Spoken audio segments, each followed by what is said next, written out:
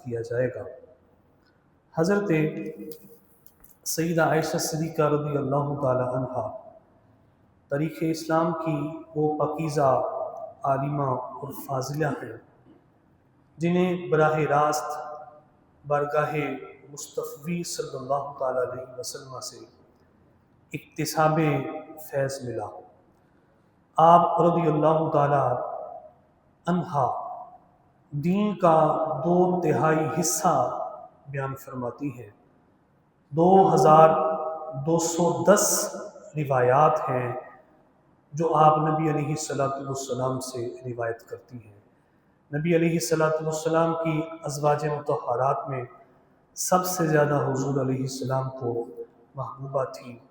آپ ہی وہ شخصیت ہیں جن کے بارے میں حضور علیہ السلام نے فرمایا کہ عائشہ کو عورتوں میں ایسے فضیلت حاصل ہے جیسے سرید کو تمام خانوں پر فضیلت حاصل ہوتی ہے۔ آپ ہی وہ ہستی ہیں جنہیں نبی علیہ السلام نے فرمایا کہ عائشہ تجھے جبرائیل سلام پیش کرتے ہیں۔ آپ رضی اللہ تعالی عنہ ہی وہ ہستی ہیں جن کے آستانِ اقدس پر نبی علیہ السلام پر قرآن مجید اترتا تھا، اور آپ رضی اللہ تعالی عنہ ہی وہ ہستی ہیں جو صحابہ کرام کی ٹیچر بھی ہیں، ان کو علوم سکھانے والی ہیں۔ صحابہ کہتے تھے کہ ہم علم میراث میں، نجی مسائل میں، روزمرہ کے ضروری مسائل میں جب ہمیں مشکل پیش آتی تو ہم حضرت سیدہ عائشہ صدیقہ رضی اللہ تعالی عنہ کی بارگاہ میں حاضر ہوتے تو ہمیں اس مسئلے کا حل مل جاتا۔ حالانکہ علم المیراث اتنا کمال علم ہے، حضور علیہ السلام نے اس کو آدھا علم فرمایا، اور فرمایا قیامت کے قریب ایک بندہ شخص نکلے گا میراث کا مسئلہ پوچھنے کے لیے تو اسے وراثت کا مسئلہ بتانے والا کوئی نہیں ہوگا۔ اتنا اہم علم ہے، اور وہ اہم علم کی مالکہ تھی حضرت سیدہ عائشہ صدیقہ رضی اللہ تعالیٰ۔ بخاری شریف کی روایت ہے، نبی علیہ السلام نے ارشاد فرمایا کہ مجھے 3 مرتبہ ریشم کے کپڑے میں سیدہ عائشہ صدیقہ کی تصویر دکھائی گئی۔ فرشتہ لے کر آیا خواب میں، اور اس نے عرض کی یا رسول اللہ صلی اللہ تعالی علیہ وسلم، یہ آپ کی زوجہ ہیں حضرت سیدہ عائشہ صدیقہ۔ فرمایا 3 مرتبہ فرشتہ میرے پاس وہ ریشم کے ٹکڑے پر تصویر لے کر آیا۔ سیدہ عائشہ صدیقہ سے جب نبی علیہ السلام کا نکاح ہوا، سرکار کائنات صلی اللہ تعالی علیہ وسلم نے آپ کا جب چہرہ دیکھا، فرمایا اے عائشہ تم ہی وہ خاتون تھی جس کی تصویر فرشتہ میرے پاس لے کے آیا کرتا تھا۔ اور آپ رضی اللہ تعالی عنہ کے حوالے سے نکاح کا حکم اللہ کی طرف سے آیا۔ نکاح کی عمر کتنی تھی اس میں مختلف روایات ہیں۔ ان کی طرف جانے کی بجائے یہ سمجھیں کہ یہ حکم اللہ کی طرف سے تھا جو نبی علیہ السلام سے آپ کا نکاح ہوا۔ اور سیدہ عائشہ صدیقہ رضی اللہ تعالی عنہ کا گھرانہ وہ گھرانہ ہے۔ سیدہ عائشہ صدیقہ نے نبی علیہ السلام کے اعلان نبوت کے بعد اس وقت آپ کی پیدائش ہوئی جب آپ کے گھر میں اسلام کی شمع روشن ہو چکی تھی۔ آپ بھی مسلمان، آپ کے والد محترم صدیق اکبر کلمہ پڑھ کے اسلام لا چکے تھے، اور اسی طرح آپ کی والدہ بھی اسلام کے دامن سے وابستہ ہو چکی تھی۔ اس وقت حضرت سیدہ عائشہ صدیقہ رضی اللہ تعالی عنہ کی پیدائش ہوتی ہے، یعنی آپ نے اپنی آنکھ آغوش اسلام میں کھولی، آپ کے گھر میں اسلام داخل ہو چکا تھا۔ سیدہ عائشہ صدیقہ رضی اللہ تعالی عنہ اب فرماتی ہیں سرکار کائنات صلی اللہ تعالی علیہ وسلم دن میں 2 مرتبہ ہمارے گھر میں آیا کرتے تھے۔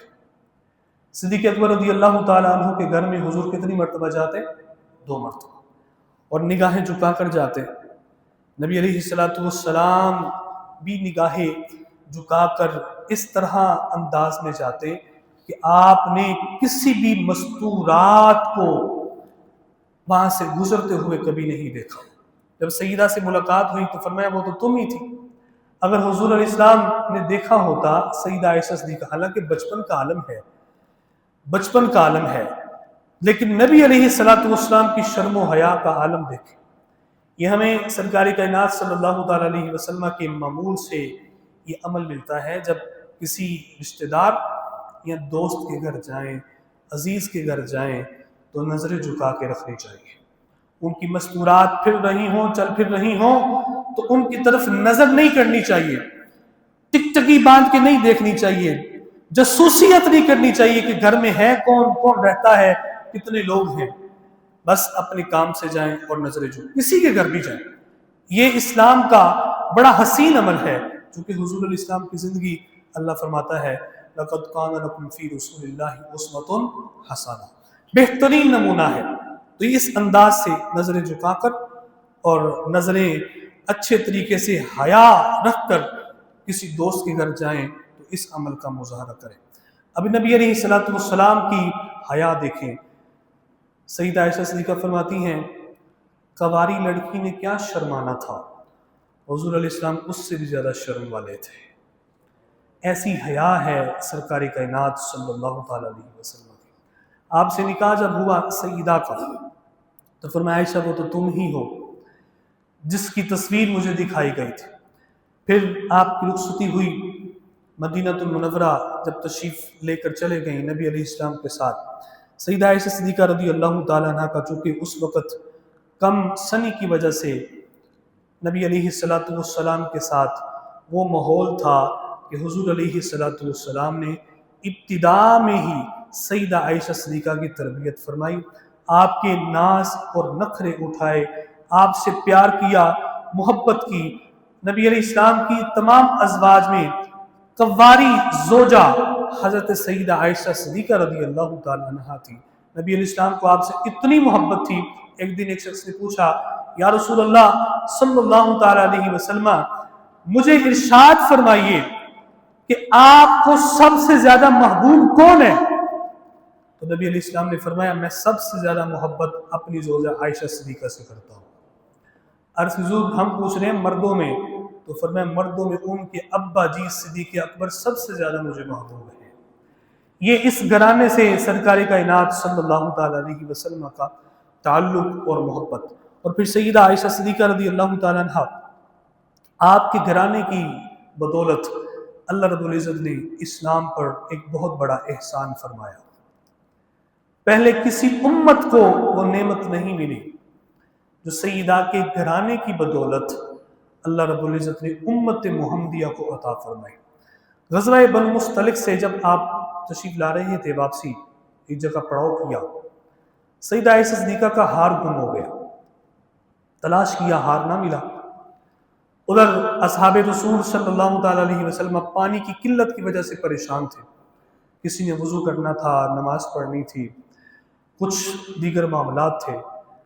اب نبی علیہ السلام نے حکم فرمایا کہ جب تک حضرت عائشہ کا ہار نہیں ملے گا قافلہ یہیں ٹھہرے گا، ہار تلاش ہو رہا ہے، اب پانی کی ضرورت ہے۔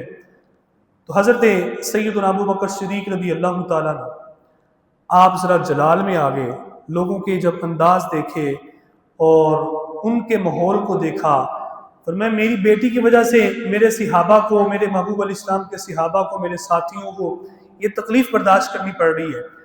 تو ہار کو سیدہ عائشہ صدیقہ ذرا غور سے رکھتی۔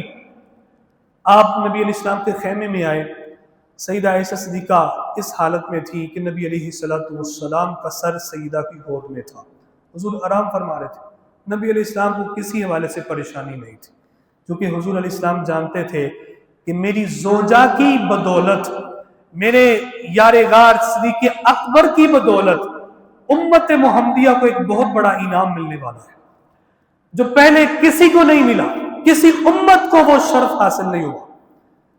تو سیدہ عائشہ صدیقہ فرماتی ہیں صدیق اکبر آئے اور میری کمر میں آ کر اپنے ہاتھ کے ساتھ مجھے دبایا، غصے میں، کہتی میں حرکت نہیں کر رہی تھی، میں نے برداشت کیا اپنے ابا جی کا غصہ، کیونکہ میری گود میں نبیوں کے امام تشریف فرما تھے، میں چاہتی تھی نبی علیہ السلام میری حرکت کی وجہ سے کہیں پریشان نہ ہو جائے، آپ کی نیند میں خلل نہ آ جائے۔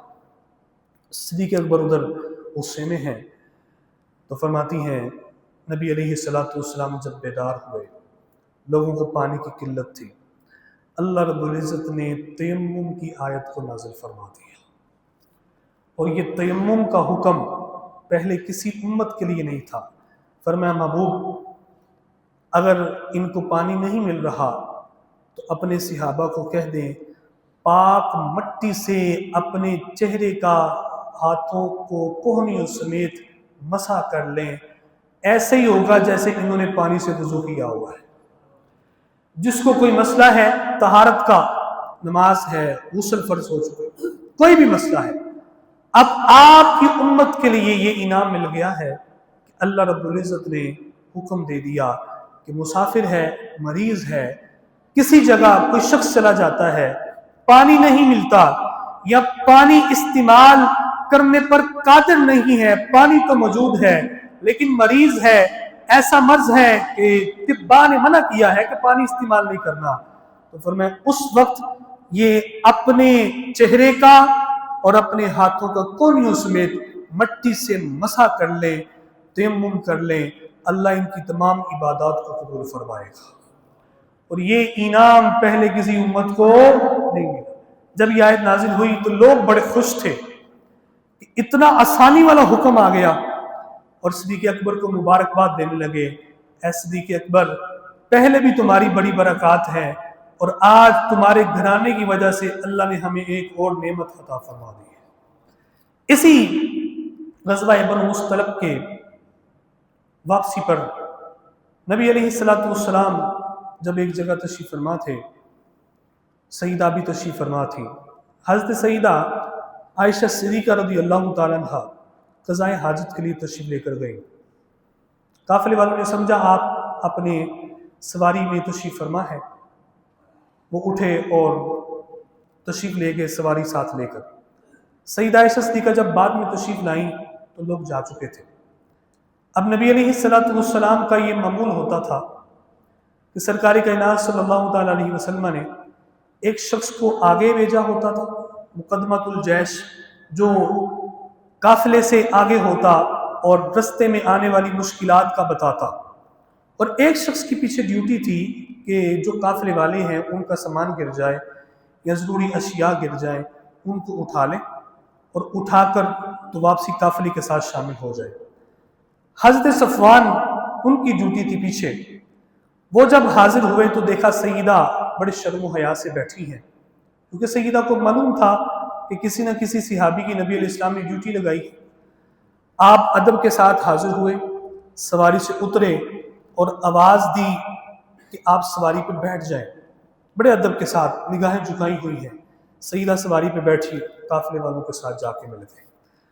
اب آپ چونکہ تاخیر سے آئیں، حضرت صفوان کی سواری پر آئیں، ان کے ساتھ قافلے کے ساتھ ملی، تو جو منافقین تھے انہوں نے بہانہ بنا کر سرکار کائنات صلی اللہ تعالیٰ علیہ وسلم کی ذات پر اعتراضات شروع کر دیے اور معاذ اللہ سیدہ عائشہ صدیقہ پر تہمت لگائی، طرح طرح کی باتیں کہیں، مشہور معاملہ کر دیا کہ معاذ اللہ سیدہ پتہ نہیں کس مقصد کے لیے پیچھے رہ گئی تھی اور اب تشریف لا رہی ہیں، پیچھے صحابی رسول ہے، لوگوں کے ذہن خراب کرنا شروع کر دیے۔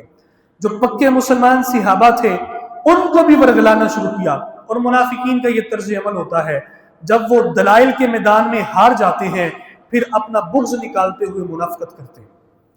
نبی علیہ السلام تو جانتے تھے سارا کچھ، اللہ رب العزت نے ہر چیز سے اپنے محبوب علیہ السلام کو باخبر کیا۔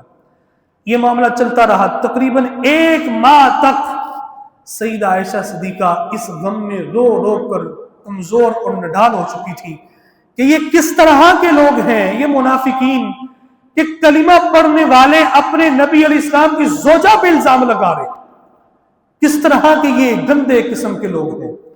اور اللہ سے دعا بھی کرتی تھی، میرے مولا تو میرے حالات کو جانتا ہے۔ نبی علیہ السلام نے اپنے صحابہ سے مشورہ کیا تو سارے صحابہ نے عرض کی یا رسول اللہ صلی اللہ تعالی علیہ وسلم، جس رب نے آپ کے جسم پر مکھی نہیں بیٹھنے دی، یہ کیسے ہو سکتا ہے کہ وہ ایسے کردار والی عورت کو آپ کی زوجہ بنا دے جس کا کردار اللہ نے ناپسند کیا ہو؟ اور میں ایسے نہیں ہے، سیدہ پاک ہیں، ان کے سارے معاملات ٹھیک ہیں، اللہ رب العزت نے ان کی نسبت آپ کے ساتھ جوڑی ہے، آپ پاک ہیں، محبوب آپ کی زوجہ بھی پاک ہے۔ نبی अलैहिस्सलाम अल्लाह के हुक्म का इंतज़ार कर रहे थे। फिर अल्लाह रब्बुल इज़्ज़त ने सईदा की शान में 18 आयात कुरानिया नाज़िल फरमाई, जो ख़ास सईदा आयशा सिद्दीक़ा की तहारत पे उतरी। हज़रत जब यूसुफ अलैहिस्सलाम पे तोहमत लगी, आप पे भी तोहमत लगी थी ना, तो बच्चे ने गवाही दी आपकी तहारत की। नबी अलैहिस्सलाम ने बनी इसराइल के वली हज़रत जुरैज का वाक़या बयान फरमाते हुए फरमाया, जब उन पे तोहमत लगी बच्चे ने गवाही दी। जब बारी आई रसूलुल्लाह के ख़ानदान की, तो किसी बच्चे से अल्लाह ने गवाही नहीं दिलवाई। वो कादिर मुतलक था जिसने हज़रत यूसुफ अलैहिस्सलाम की गवाही पर बोलने की कुदरत दी। छोटे से बच्चे को अंगूठे में था, तो किसी भी बच्चे से गवाही दिलवाई जा सकती थी, लेकिन ऐसा नहीं। फरमाया ये मेरे महबूब का ख़ानदान है, मेरे महबूब की ज़ौजा है। अल्लाह रब्बुल इज़्ज़त ने खुद सईदा की शान और तहारत की गवाही देते हुए 18 आयात कुरानी नाज़िल फरमाई। अब कुरान पढ़ने वाले पढ़ते रहेंगे सारा साल, क़यामत तक पढ़ते रहेंगे और सईदा आयशा सिद्दीक़ा की तहारत की गवाही देते रहेंगे। ये नबी अलैहिस्सलाम की ज़ौजा हैं जिन्हें अल्लाह ने ये मकाम, ये मर्तबा अता फरमाया। सईदा आयशा सिद्दीक़ा रज़ियल्लाहु ताला अन्हा, आपकी ज़िंदगी हमारी माएँ बहनों के लिए भी बड़ा नमूना है। आप अपनी माँओं को, बहनों को खिदमत दीन के लिए वक़्फ़ करने और दीन के लिए निकलने की तरगीब दें। सईदा आयशा सिद्दीक़ा रज़ियल्लाहु ताला अन्हा ने जिस तरह दीन फैलाया, सहाबिया तक पहुँचाया, सहाबा तक पहुँचाया, आज उम्मत तक पहुँचा। हुज़ूर अलैहिस्सलाम के घर के मामलात हैं, निजी ज़िंदगी है, सरकारी कायनात सल्लल्लाहु ताला अलैहि वसल्लम के सफ़र के वाक़यात हैं, सईदा वो किया करती थी। और ये वाहिद ख़तून है जो हज़रत सिद्दीक़ अकबर रज़ियल्लाहु ताला अन्हु के दौर में फतवा भी दिया करती थी। आप मुफ्तिया भी थी, कोई औरत काजी नहीं होती, मुफ्ती नहीं होती, लेकिन सईदा आयशा सिद्दीक़ा मुफ्तिया भी थी, फतवे देती थी, आपका फतवा चलता था।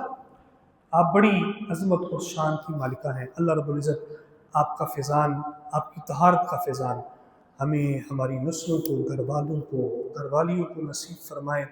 और आपकी चादर का सदका अल्लाह रब्बुल इज़्ज़त हमारी माँओं, बहनों, बेटियों को तहारत और नफासत के साथ ज़िंदगी बसर करने की तौफ़ीक़ अता फरमाए। अल्लाहुम्मा सल्ली अला सय्यिदिना व मौलाना